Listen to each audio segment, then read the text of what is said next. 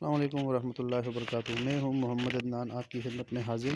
5 मुलय्यन बनाने के लिए हमारे पास जो अज्ज़ा हैं उसमें से जो टॉप ऑफ़ द लिस्ट है वो है जनाब सना मक्की। सना मक्की आपको देखने में कुछ इस तरह की दिखेगी। तो ये हमें चाहिए होगा 80 ग्राम, ठीक है।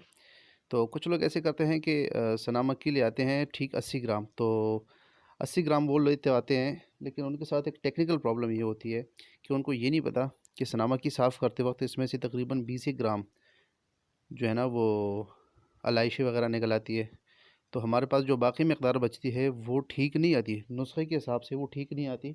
लिहाजा मैं आपको बताऊंगा कि आपने करना क्या है।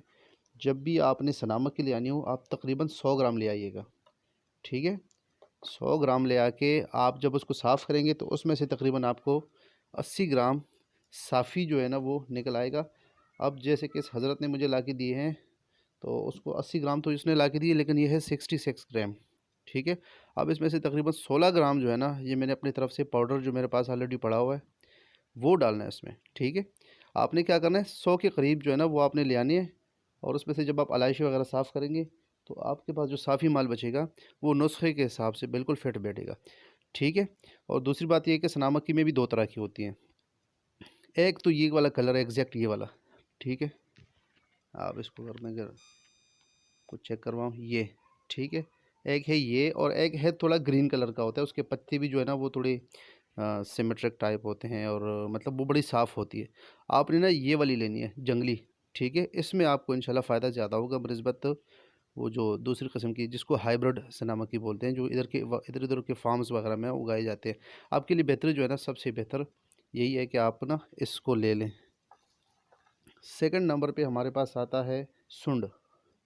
सुंड जनाब हमें चाहिए होगा 50 ग्राम। अब ये हमारे पास तकरीबन 50 ग्राम ये पूरे हो गए। अच्छा, सुंड को ना आपने सबसे पहले इस तरह की एक लंगड़ी ले लेनी है। तो ये वाली लंगड़ी लेके ना आप इसमें पहले इसको कूट लें, उसके बाद से उसको ना ग्राइंड कर लें, तो वो आपके लिए बड़ी सहूलत रहेगी। तीसरे नंबर पे आपको चाहिए होगा नौशादर।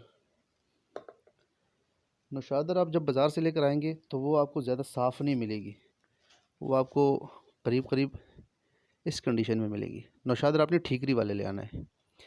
अच्छा, ये बाहर से गंदा है, बाकी अंदर से ये कैसे होता है वो मैं आपको दिखाता हूँ। अंदर से अगर आप इसको थोड़ा सा बाहर से धो लें और थोड़ी देर रख लें तो ये खुद ही सूख जाएगा, और ये ऐसे बिल्कुल क्रिस्टल टाइप चमकता हुआ नज़र आएगा आपको, ठीक है। ये आपने ले लेना है 30 ग्राम, मैंने पहले से तैयार करके रखा हुआ है। ये भी आपने 30 ग्राम लेके साइड भी किया।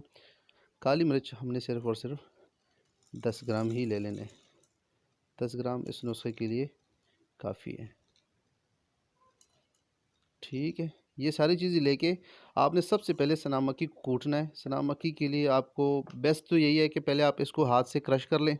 मैं आपको थोड़ा सा डेमो कर दूं तो ये कुछ इस तरह का दिखेगा। ये सना मक्की आपने ली और आपको ना इसको हाथों से ना थोड़ा सा क्रश कर लें। अच्छा, इसमें एक टेक्निकल पॉइंट ये है कि जब भी आप सना मक्की बाज़ार से लेकर आते हो तो उसमें डस्ट वगैरह काफ़ी ज़्यादा होती है।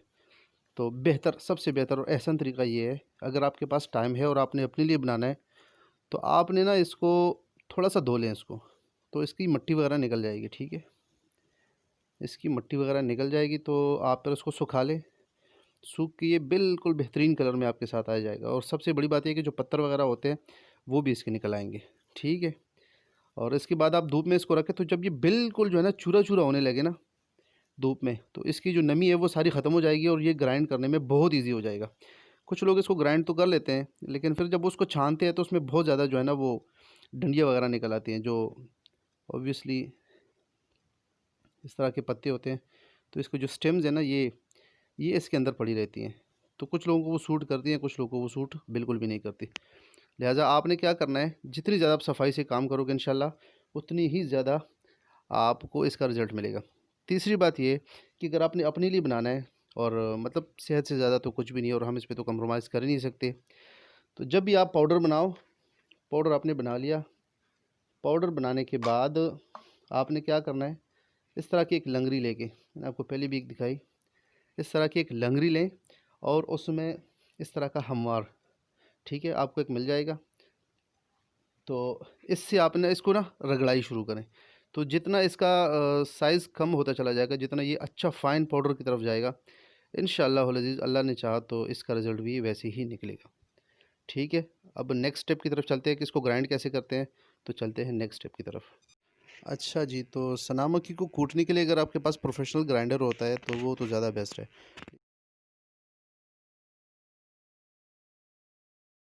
कि जो घरेलू सतह पे इसकी अगर तैयारी की जाए तो इसके लिए ये वाला जो जग है, इसमें आप थोड़ा-सा इसको दरदर कर लें।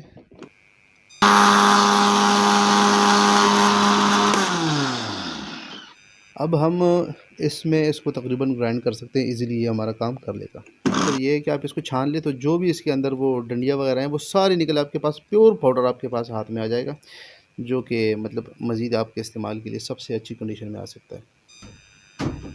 और सना मक्खी के बाद से अगर हम कूटना चाहें तो ये हमारे पास है नौशादर। इसके बाद बारी है सूंड की।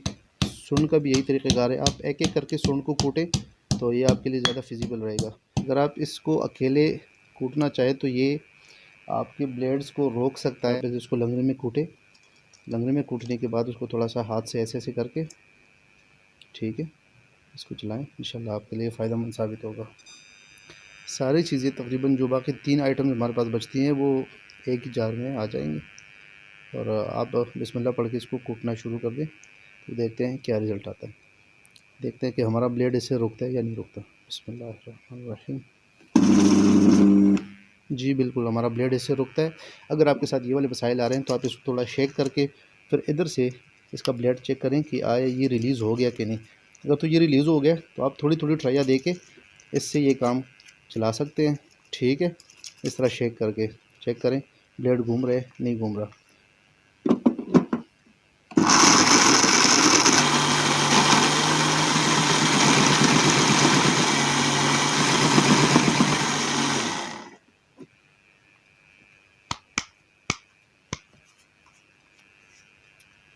तो ये नाज़रीन तकरीबन हमारा फ़ाइनल प्रोसेस जिसको हम मिक्सिंग बोलते हैं, उसके हम करीब पहुंच गए। तो इसके लिए सबसे बेस्ट फिर आपके पास मैं दोबारा बताऊं, ये वाला जग है कि आप इसको इसमें डालें।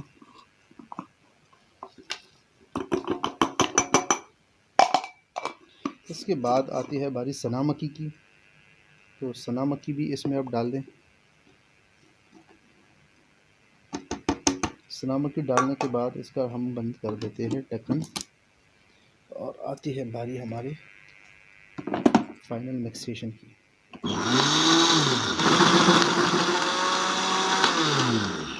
ये इस्तेमाल के लिए बिल्कुल रेडी है, नो डाउट कि इसमें कोई फ़र्क नहीं है।